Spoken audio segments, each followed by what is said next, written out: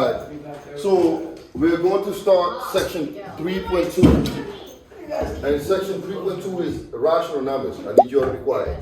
Right?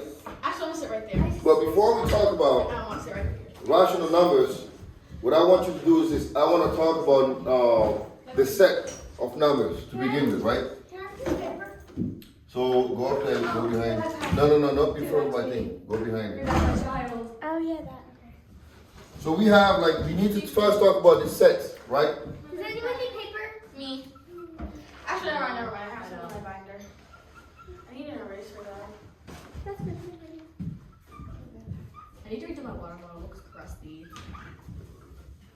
I broke mine. I want to be like. Integers, and then we also have decimals, right? So we're going to talk about these sets to begin with, and then we're going to go deep into our lecture before we even get into that.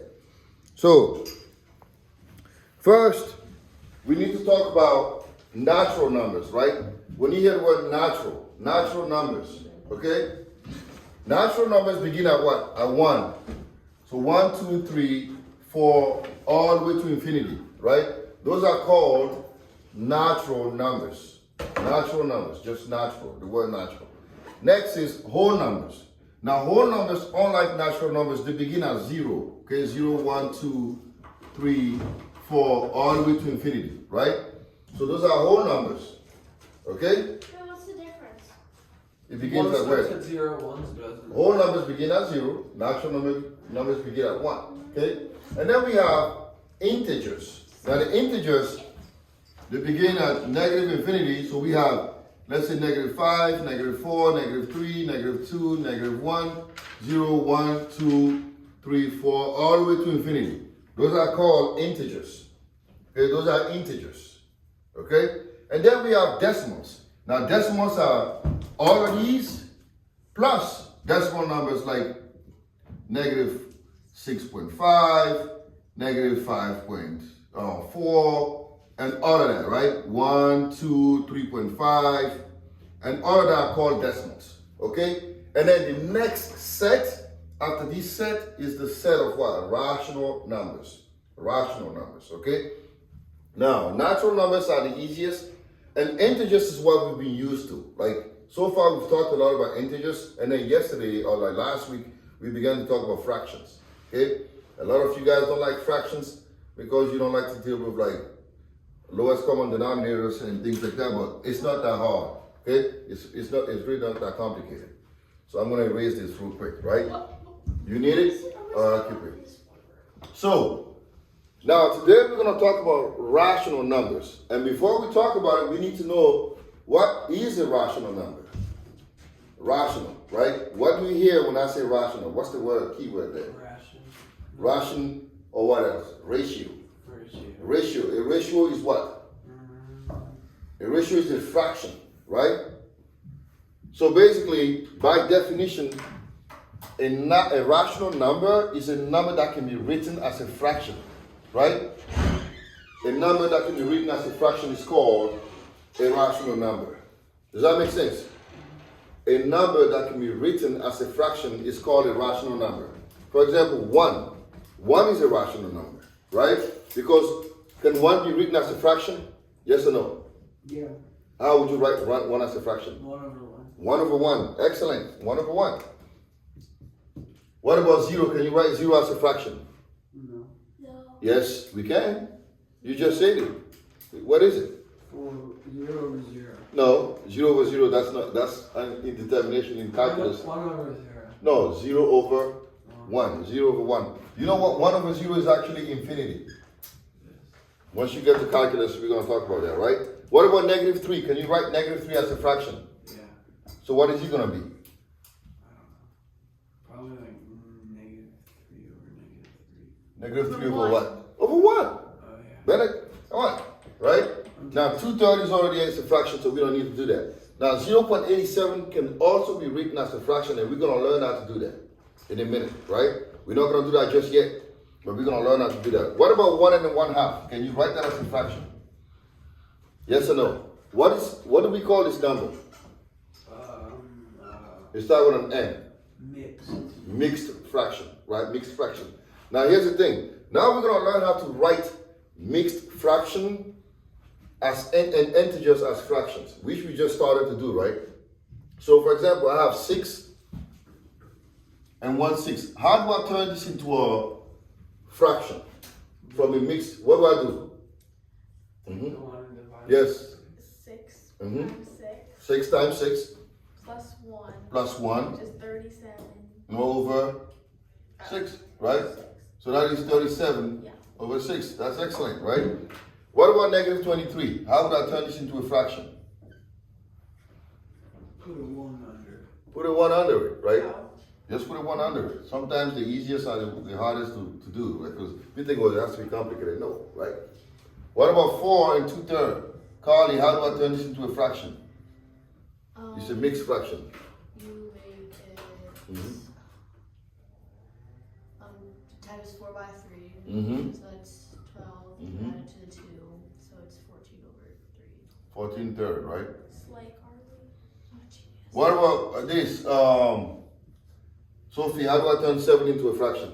Do you just put a 1 under? Put a 1 under that, right? 7 over 1, and that's it, right? So to turn mixed numbers into fractions, that's pretty easy stuff, okay? It's just really not that complicated. Now, it becomes a little bit more complicated now when you have like decimals, right? And not just any type of decimal. Here, we have what you call a terminating decimal, right? Do you remember I defined that for you guys last week? A terminating decimal is a number, it's a decimal that has like terminating digits, right? Meaning it's not like 0.645, that is limited.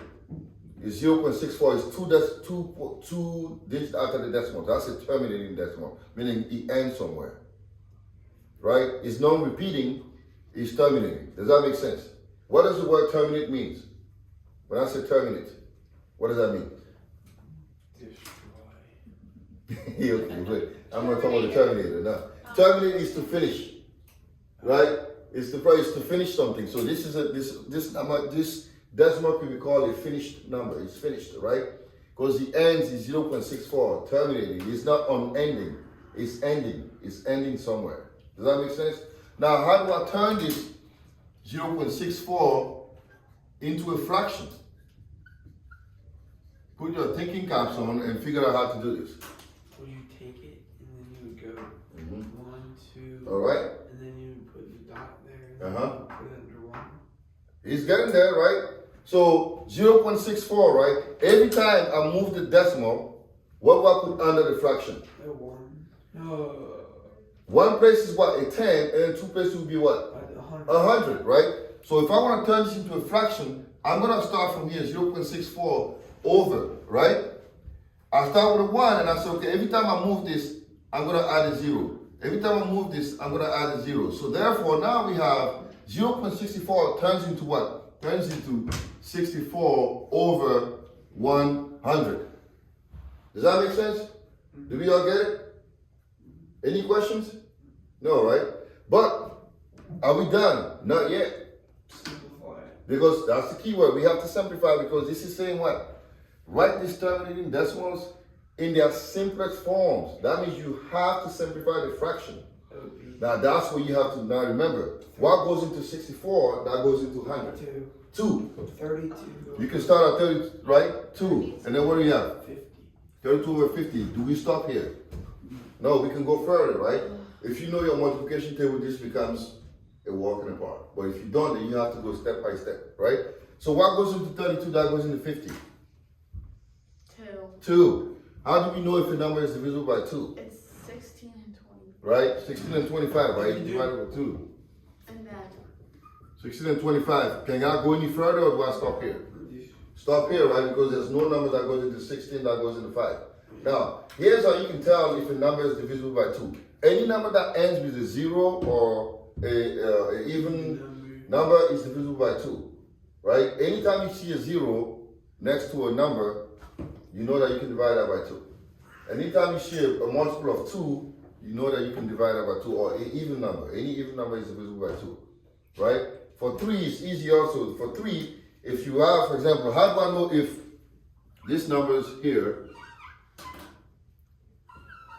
To know if a number is divisible by 3, That's an easy thing that I learned a long time ago. I was your age and probably younger, right? If you add the digit in a number, 7 plus 2 is equal to what? 10. 9. 9. Because 9 is a multiple of 3, is divisible by, this number is divisible by 2. Try the same thing here. 3 plus 1 is 4. 4 plus 5 is 9. Since 9 is a multiple of 3, this number is divisible by 3. This is how you know. And if you want to know if a number is divisible by 5, you just have to see if it ends with a 0 or 5 or a multiple of 5. Okay? So if you know these things, it will help you in solving these problems. Now we have that. Now how do I change this? Now we have 9.675. How do I turn this into a fraction? I got You got it? it. Yeah, so you would So what do we do? You would move the dot to the end. We can do that. Or what else can we do? So if you move the dot to the end, right? So if you start here, 9.675, what do we do? Put it under 10? 10. How many times do I move this? 3 times. 3 times. 1, 2, 3, right? So 1,000. 1,000, right? It's 9,675 over 1,000. Now, if you feel like you don't want to do this, there's multiple options, right? You can also write this as what? 9 and then 675 over what? 1,000. You can write it this way as well, right? This is also a mixed fraction. Last year, I remember when we did this section, some people liked it this way, some people liked it this way. I won't penalize you. You can choose this method or you can choose the other method. Now, we don't stop here because we're going to try to do what? We're going to try to simplify, right? Now, it's easier when you do this to simplify because now I'm looking at it. How do I know what will be the first number that goes into 675 that goes into 1,000? 5. Because we know that because this ends with a 0 and this ends with a 5, they are both divisible by 5, right? So I'm going to do that. I'm going to divide just the fraction portion by 5. And I still have my 9. So 675 over 5. I don't know what that is, right? What about 1,000 over 5? You guys know. 200, right? Now over 675 over 5. Do you have a calculator? I have it on my phone. I need some help. Okay. 675 over 5, right? I'm going to use it. 675. Over. So that would be like divided by? Yeah, Divided by what? 5. That's It's 135. 135, right? That's 135. And then I can also divide, this again by what? 5. 5 again, right? 5 on both sides. So what do I get? 1. I get 5 divided by 5 would be 27. 27 and this will be 200 divided by 5 is 40. 40, right? And this is 37. Now, can I go any further? No, there's no number that goes into 37, that goes into 40. So therefore, 9.675 turns out to be what? 9 and 37 over 40. All right? You see how we work this out? Okay? So we're going to keep moving on. Now we're going to learn how to, it's going to get a little harder now. So now, how do you turn repeating decimals into fractions? We talk about non-repeating, now we're going to have repeating. So how do I turn this into a fraction? Last year, I remember when we did this, it was a little bit of so how do you go from that to a fraction? Okay? Now, how do I turn this into a fraction in the simplest form? What do I do here?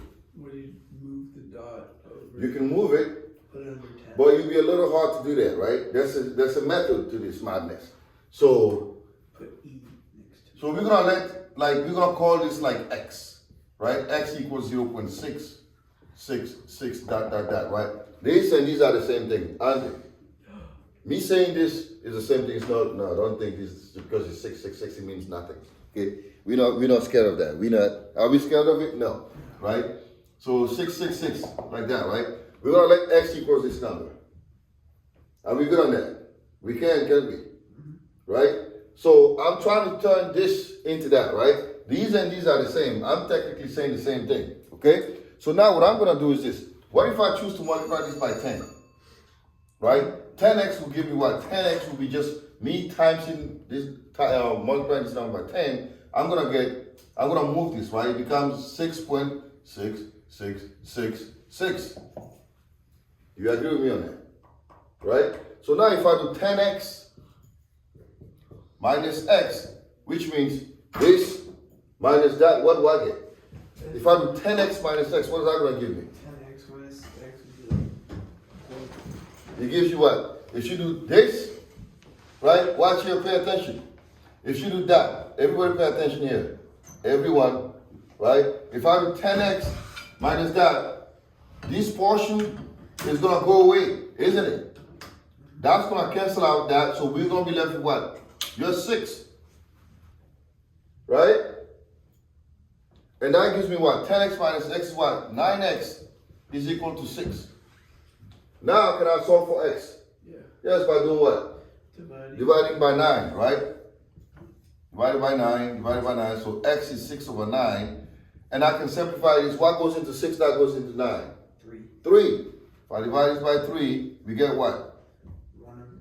2 2. thirds. So therefore, 0.66666 is technically 2 thirds. Does that make sense? I know this one's a little bit complicated, but if we do more, we're going to get a yes. What cancels out the 2 6s? Oh, well, if I do this minus that, they have the same link here, right? It's a change. The change is the same. So this and this chain are the same. So those are gone. So it's basically saying 6 minus 0. And that's just 6. That make sense? All right? Okay. So now what I want you to do is we're going to work on a couple of things here and then we're going to close this. Oh, we can also learn how to classify like numbers to see if a number belongs into let's say rational or irrational and all of that stuff. I don't know if I want to do irrational numbers. That's going to be in like the next section. So we can stop here and then we're going to do some work in the book. Okay? No,